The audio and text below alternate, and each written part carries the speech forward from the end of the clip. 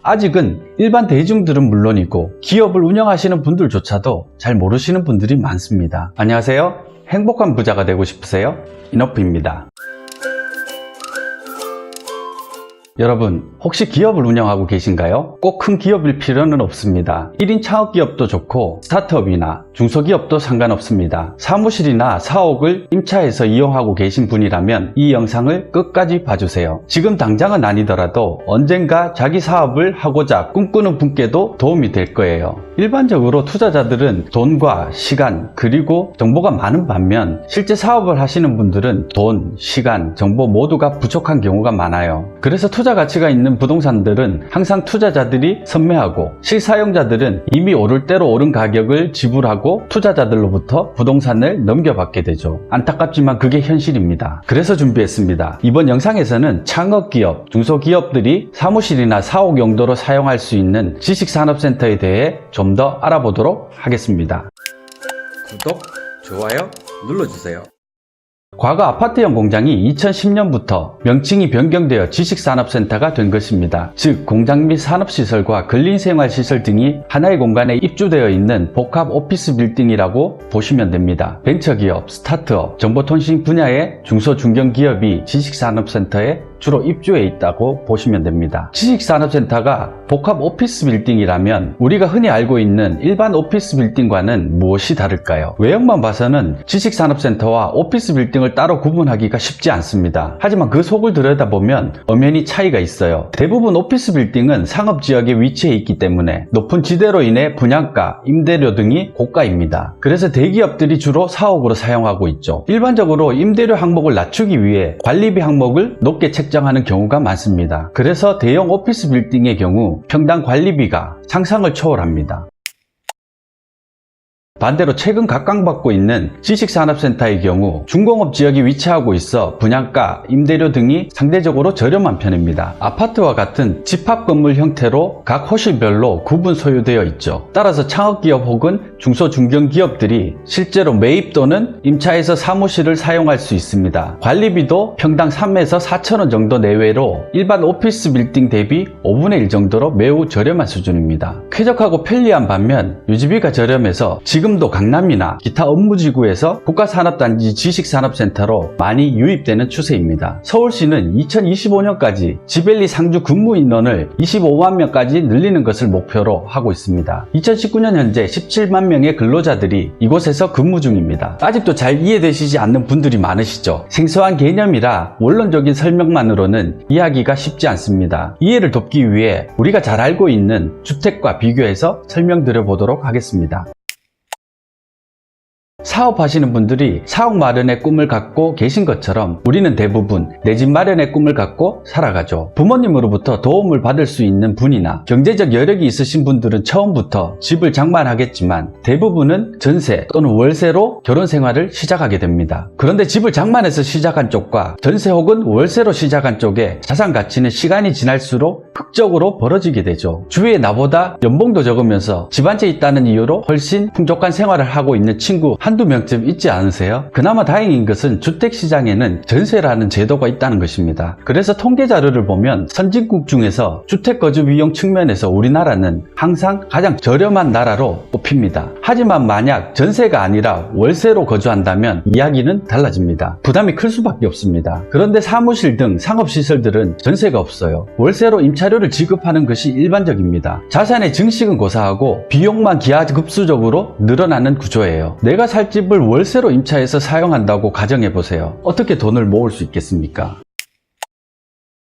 여러분은 집을 어떻게 넓혀 가시나요? 대출을 끼고 작은 주택을 마련하고 대출을 다 갚고 나면 신규 대출을 통해 점진적으로 넓혀가는 게 일반적인 형태죠. 그렇게 하지 않고 목표하는 주택을 살 수 있을 때까지 돈만 모은다면 어떻게 될까요? 돈이 모이는 속도보다 원하는 주택 가격이 상승하는 속도가 더 가파르기 때문에 영원히 내 집 마련을 못할 수도 있습니다. 주택시장과 오피스 시장은 작동하는 원리가 크게 다르지 않습니다. 대부분 사옥이라고 하면 수십억, 수백억 건물들을 생각하시죠. 처음부터 수십억, 수백억 사옥을 마련할 수 있는 기업은 없습니다. 사무실을 임차해서 사용하다가 나중에 사옥을 짓는 경우가 대부분이죠. 처음에 처음에는 다 그렇게 시작합니다. 아파트형 공장이 생기기 전까지는 대기업이나 일부 중견기업을 제외하고 대부분의 중소기업들은 사무실을 임차해서 사용했습니다. 그런데 정부가 중공업 지역의 아파트형 공장을 지어 공급하면서 여러 혜택을 제공하기 시작했습니다. 저렴한 분양가는 물론 금융 및 세제상의 혜택도 많이 줬어요. 그러니 우리가 실사용을 목적으로 집을 사용하는 것처럼 사업에 필요한 사무실도 가능하면 임대하지 말고 매수해서 사용해 보시는 것도 진지하게 고려해 보세요. 과거에는 전용 면적 4에서 50평대 사무실이 대부분이었지만 최근에는 10평 내외의 지식산업센터도 활발하게 공급되고 있습니다. 소규모 창업기업들도 사무실을 임차하지 않고 소액으로 분양받아서 사용할 수 있는 길이 열린 거죠. 흔히들 부동산 경매는 싼값의 부동산을 매입하기 위한 수단이라고 알고 계시죠? 정말 그럴까요? 아닙니다. 그런 시절은 이미 지나간 지 오래됐습니다. 시중에 경매 관련 서적들이 넘쳐나고 경매에 참여하는 사람들의 숫자 또한 엄청나게 늘어났죠. 권리관계가 복잡하게 얽혀있는 물건이 아니라면 터무니없는 가격에 낙찰받기는 사실상 불가능합니다. 시세가 뻔한 아파트나 상가는 일반적인 매매 가격보다 더 비싸게 낙찰되는 경우도 많아요. 그런데 왜 사람들이 경매에 참여하는 걸까요? 이상하지 않습니까? 이유는 하나입니다. 경매를 통해 낙찰받게 되면 대출이 많이 일어나기 때문이죠. 낙찰 금액의 상당 부분을 대출로 충당할 수 있기 때문에 실투자 금액이 얼마 들지 않기 때문입니다. 지식산업센터도 바로 그런 점에서 기업들에게 엄청난 메리트가 있는 상품입니다. 중소기업들을 지원하기 위해 국가산업단지에 위치한 지식산업센터의 경우 보통 7에서 80% 정도 대출을 해줍니다. 지금은 대출금리가 조금 올랐다고 하지만 그래도 임차료 대비 절반 정도의 이자 부담만으로 자산을 취득할 수 있다는 뜻이 됩니다. 사업하기도 바빠 죽겠는데 이것저것 알아보는 것이 귀찮으니 그냥 임차로 있겠다는 분도 많으실 거예요. 그런데 단순히 비용을 조금 아끼는 수준이라고 생각하지 않으셨으면 좋겠습니다. 사무실을 임차하지 않고 소유함으로써 절감할 수 있는 비용으로 일자리를 하나 더 만들어 직원 한 명을 더 채용한다고 한번 생각해 보세요. 장기적으로 사업을 성장시키는데 엄청난 이득이 될 겁니다. 에이, 직원 한 명 더 채용한다고 사업이 얼마나 커지겠어 생각하시는 분들도 계실 겁니다. 그러면 예를 하나 들어보겠습니다. 스타크래프트라는 게임을 해보신 분들이라면 잘 아실 겁니다. 만약 처음부터 일꾼이 4기가 아니라 5기가 주어진다면 어떻게 될까요? 시간이 흐를수록 채굴되는 자원의 양에 엄청난 차이가 발생하겠죠. 어렵게 모은 자원으로 커맨더 센터에 임차료를 지불할 것인지 아니면 그렇게 쌓인 자원을 바탕으로 커맨더 센터를 하나 더 지을 것인지 여러분 각자의 선택에 달려 있습니다. 재미난 이야기를 하나 들려드릴까 합니다. 요즘 아파트는 너무 올라버려서 비싸서 못 산다는 분들이 많으시죠. 그런데 아파트형 공장, 즉 지식산업센터는 대부분 몰라서 못 삽니다. 우스갯소리로 지식산업센터를 하나도 안 가지고 계신 기업은 많이 있지만 하나만 갖고 있는 기업은 없다고 합니다. 그만큼 직접 입주해서 사용하다 보면 좋다는 걸 금방 깨닫게 돼요. 실사용 측면에서도 편리하지만 투자 자산으로서의 가치 또한 매우 높기 때문입니다. 잘 생각해 보시면 지식산업센터는 정부가 기업에게 주는 일종의 혜택입니다. 수십 년 전 구로공단이던 시절에 산업단지에 입주한 기업들은 어떤 혜택을 받았을까요? 상상도 할 수 없는 저렴한 가격으로 택지를 공급받아 공장을 지었죠. 지금도 오래된 공장의 등기부등본을 떼보시면 담보대출이 기하급수적으로 늘어나고 있는 것을 확인하실 수 있습니다. 공장의 땅값이 수백 배 상승했기 때문에 그걸 담보로 자금을 조달해서 사업에 사용할 수 있었습니다.